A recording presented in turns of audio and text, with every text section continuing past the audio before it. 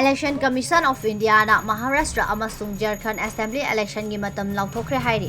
Haukiba leibak pokpa numitta Election Commission of India ECI na Maharashtra Amasung Jharkhand Assembly Election gi matam Louthokkhre haina paugi source amana hairi.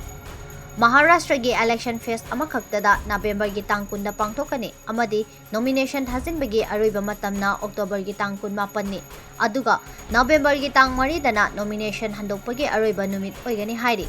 Amaromda Jharkhand Assembly gina phase ani thokna khaidok November gi tang 18 amadi 10 pangthokani. Ahanba phase ki oina nomination thajinba October gi tang 15 da loigani.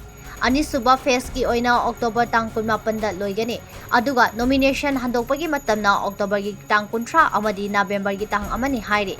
Hairiba raisa animaki election gi fall November gi tang 12 da Louthokkhani hairi. Chahi marfu mangagi mathakta leiba voters singna yumdagi vote thadaba yabagi khudong chaba fanghangani. Videography na masigi proof oigani haina Kumar na makha tana hairi.